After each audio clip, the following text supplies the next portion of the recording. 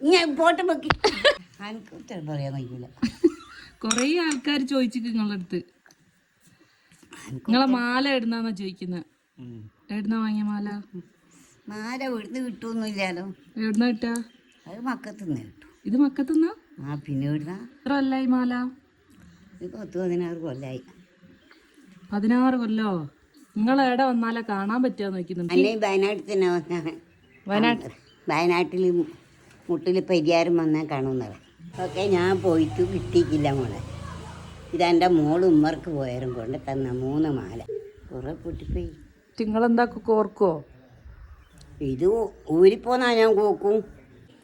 ഇത് ചോദിച്ചു നോക്കുമ്പോൾ എനിക്ക് കത്തറ മുത്താ കിട്ടിയത്.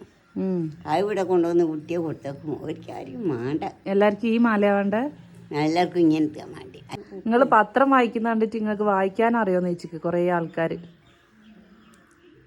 ഞാനപ്പേ മാസം എടുത്തിക്കില്ലേ, ഞാൻ മാസം നോക്കിയിരിക്കാൻ അന്നേരം ഓള് ഫോട്ടോ എടുത്തിട്ട് ഞാനത് നോക്കിക്കില്ല കേട്ടോ. ആരോടെ ചോദിക്കുന്നു? ചെറുപ്പത്തിൽ മരിച്ചു വയ്ക്കില്ലേ?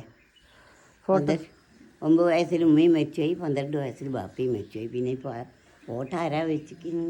കുറേ ആൾക്കാർ നിങ്ങളെ കാണാൻ വരുന്നുണ്ട് നമുക്ക്. ഇങ്ങോട്ട് വന്നോട്ടല്ലേ? ആയിക്കോട്ടെ, കുഴപ്പമില്ലല്ലോ നിങ്ങൾക്ക്? എനിക്കെന്ത് കുഴപ്പം? കണ്ട് ഫോട്ടോ എടുത്തിട്ടല്ലേ പോട്ടല്ലേ? മാല നിങ്ങൾ ആർക്കൊക്കെ കൊടുക്കുക? ആർക്കും കൊടുക്കൂല. എത്ര വരെ പഠിച്ച്? 4 വരെയായിട്ടാണ് പഠിച്ചത്. സ്കൂളിലോ? സ്കൂൾ 5 വരെ പഠിച്ച്. ദൂരമുയരട്ടെ വരാദക്ഷ്മാദേവിയുടെ തൃപ്പാതകൾ, ആകാശപ്പൊയ്കയിൽ പുതു താകുമലയിളകട്ടെ, ലോകബന്ധു ഗതിക്കൂറ്റ മാർഗം കാട്ടട്ടെ. പഠിച്ചാ? ഞാൻ കൊണ്ട് ചെറുപ്പത്തിലേ പഠിച്ചതായി. സ്കൂളിൽ പഠിച്ച പാട്ടാ?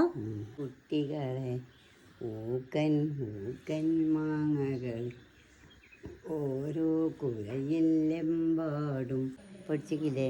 ആര്? സ്കൂളിൽ. ഞാനോ? ഞാൻ പഠിച്ചിട്ടില്ല. പോട്ടെ പോട്ടെ മോളെ. നിങ്ങളെ ഈ പാട്ടൊന്നും ഞാൻ പഠിച്ചിട്ടില്ല സ്കൂളിൽ. പുഞ്ചിരി തൂകുന്നേ നാണം കുണുങ്ങുന്നേ, മക്കത്തെ രാജാത്തിയായി വാണിടും ഖദീജ ബി മുന്തി മുഹമ്മദ്.